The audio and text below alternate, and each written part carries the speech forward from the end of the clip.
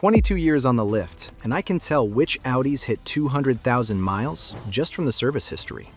I'm Marcus, Master Audi Technician for 22 years, dealerships, an independent Euro shop, now my own specialist facility. I've had 600,000-mile Audis roll through my bay, and 90,000-mile Audis roll in on a flatbed, dead. That gap isn't luck, and it isn't the badge on the hood. It comes down to exactly 3 maintenance items, and I'm naming all 3. Number 2 trips up almost everyone. Hit subscribe now. Real Audi maintenance from 22 years on the lift, weekly. 3 years into my career, an Audi rolled into the shop on a flatbed. A 2000 A6 2.8 Quattro, the AHA engine, 92,000 miles on the clock. Timing belt let go. On an interference engine, that means the pistons and valves occupy the same space at the wrong moment, and when the belt failed, they met. The top end was destroyed. Bent valves, damaged pistons, a cylinder head that looked like it had been through a demolition derby. My mentor at the time put me on that rebuild start to finish. Same block, machined heads, new valves, new timing components, done right. That car is still on the road today. 22 years later, it's passed 500,000 miles, and roughly 408,000 of those miles have been on the top end we rebuilt together. That car is the reason I will not let a timing system slide on anyone's Audi, ever, for any reason. The timing system. Here's why this is item number 1. Every Audi engine built for this channel's coverage window uses either a timing belt or a timing chain to keep the crankshaft and camshaft synchronized, and almost every one of them is an interference design. That means there is no room for the valves and pistons to occupy the same space at the same time. When the timing system fails, they collide anyway. On a belt engine, like the 2.0 TFS IEA 113 used in the B7A4 and the 8PA3, that's a scheduled component with a scheduled failure point. The belt has a service life, and Audi's own interval on most North American applications sits around 75,000 miles. On chain engines like the EA888 Gen 1 and Gen 2 found in early B8 A4s, A5s, and Q5s, the chain itself is designed to outlast the car, but the tensioner and guides are wear items, and when they go, the chain goes slack and can skip a tooth on the sprocket. Same result either way. Bent valves, destroyed pistons, a cylinder head that needs to be rebuilt or replaced. I had a 2011 A4 come in 2 years ago. B8 platform, 2.0 TFSI, 118,000 miles. Owner mentioned a faint rattle on cold start that had been there for a few months. He assumed it was normal Audi noise. Every forum post he'd read told him these engines are just loud on startup.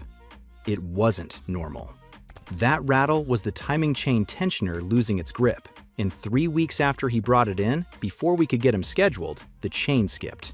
Bent valves on 4 cylinders. The bill for a cylinder head rebuild and a new tensioner assembly came to just under $11,000. Catching that rattle 3 weeks earlier would have meant a tensioner and chain service in the $3,000 to $5,000 range. The same job, just before it destroyed anything else. This isn't limited to the 4-cylinder cars either. The EA837 supercharged 3.0T found in the B8 and B8.5 S4 and S5, the C7A6 and the Q7, and the later EA839 turbocharged 3.0T are both chain-driven, and both are interference designs. A supercharged or turbocharged V6 timing failure is every bit as catastrophic as a 4-cylinder one, and the repair bill is typically higher because there's more engine to take apart to get to it. The fix here isn't complicated, it's just non-negotiable. On belt-driven engines, replace the belt, water pump, and tensioner together at the manufacturer interval. Don't stretch it, because when these belts fail, they fail without warning. Use a genuine Audi kit or a matched kit from Gates or Continental, the 2 suppliers that actually build original equipment belts for this platform. On chain-driven engines, any cold start rattle that lasts more than a second or two gets inspected immediately, not monitored. A technician can pull the chain adaptation value with VCDS or OBD11 on older platforms, or physically inspect tensioner extension on newer ones, where that adaptation value isn't available anymore. Preventive tensioner and guide replacement on a Gen 1 or Gen 2 EA888 runs $3,000 to $5,000 at an independent specialist. A full cylinder head rebuild after a chain jump runs $8,000 to $15,000, and that's if the block survived. If you're comfortable with a DIY belt service on the EA113 and have torque specs and a factory repair manual in hand, parts alone run $300 to $400. But the timing marks on these engines have to be exact, and I'd rather you pay a shop than get it a single tooth off. This is exactly the kind of failure point the 500,000-mile Audi blueprint walks through, model by model. Which engines are belt-driven, which are chain-driven, and the specific mileage windows where each one needs attention. Links in the description if you want the full breakdown for your specific engine code. A car that makes it to 200,000 miles has never had an owner gamble on a timing system. Not once. Transmission fluid service. Here's a phrase I want you to stop trusting the moment you hear it. Lifetime fluid. Audi and Volkswagen both use that language in their own documentation for several transmission platforms, and it does not mean what it sounds like. In practice, that phrase reflects the manufacturer's expected service life under normal ownership. It does not mean the fluid stays in good condition for a 200,000-mile ownership. The S-tronic dual-clutch transmission, badged DL501 in the higher torque S4, S5, S6, and S7 applications, has a documented factory service interval of 35,000 miles for the first change and 40,000 miles for every change after that. This is Audi's own published maintenance guidance, not a third-party guess. The clutch packs in that transmission generate enormous heat every time they engage, and that heat breaks down the fluid and loads it with friction material over time. The standard DSG transmission found across A3 and TT applications runs the same 40,000-mile interval. The ZF 8-speed automatic used in later A4s, A6s, and Q7s is officially lifetime fill from the factory. But ZF themselves, the company that builds the transmission, publishes its own service guidance in the 60 to 100,000 mile range, depending on which of their documents you're reading. And independent specialists who see these units at high mileage generally agree that waiting past that point is a bet you don't need to make. I had a 2014 S5 come through with an S-tronic transmission at 130,000 miles. Never serviced. Original owner told me straight out that the dealer told him it was sealed for life, so he never thought about it again. By the time I got it on the lift, the fluid that came out was dark brown, gritty, and had that burnt smell that tells you the friction material has already broken down inside the clutch packs. The transmission was already shuddering on takeoff and hesitating between second and third gear. A full mechatronic and clutch pack rebuild on that unit runs $4,000 to $7,000. If that fluid had been changed on schedule from the start, every one of those 40,000-mile services would have cost $200 to $1,100, depending on where you had it done and whether the internal filter got dropped and replaced along with it. The fix is simple. If you're driving an S-tronic or DSG Audi, that transmission gets serviced every 40,000 miles, full stop, regardless of what the sticker in the door jamb tells you. If you're on a ZF 8-speed, don't wait past 60 to 80,000 miles, even though the factory calls it lifetime. Use the correct factory spec fluid every time. The S-tronic and DSG platforms call for a specific gear oil under Audi's own part number, and generic ATF is not interchangeable and can damage the internal clutch material. Liqui Moly and Motul both make correctly specified equivalents if you're sourcing aftermarket rather than genuine Audi fluid. But check the spec number on the bottle before you buy. This applies across the board. A3, TT, A4, A5, A6, Q5, Q7, S4, S5, it doesn't matter which chassis you're in. If it's got a dual clutch or a ZF 8-speed, the clock is running from the day it left the factory. A shop-performed service on the S-tronic or DSG platform typically runs $200 to $1,100, depending on whether the internal filter and pan gasket get replaced along with the fluid, and depending on your region. Getting the fluid type wrong causes damage just as fast as skipping the service altogether, so confirm the spec number before anyone touches your transmission. I have never once seen a transmission make it past 200,000 miles on original, unserviced fluid. Not once in 22 years. Carbon buildup control. This one's different from the first two because it doesn't destroy your engine in one dramatic moment. It strangles it slowly, and most owners don't notice until the symptoms are already expensive. Every direct injection Audi engine in this lineup, the 2.0 TFSI in every generation, the 3.0 T supercharged V6, all of it, injects fuel directly into the combustion chamber instead of spraying it across the intake valves first. That's great for power and efficiency, but it means there's no fuel washing carbon and oil vapor off the back of the intake valves, the way older port-injected engines had happening automatically.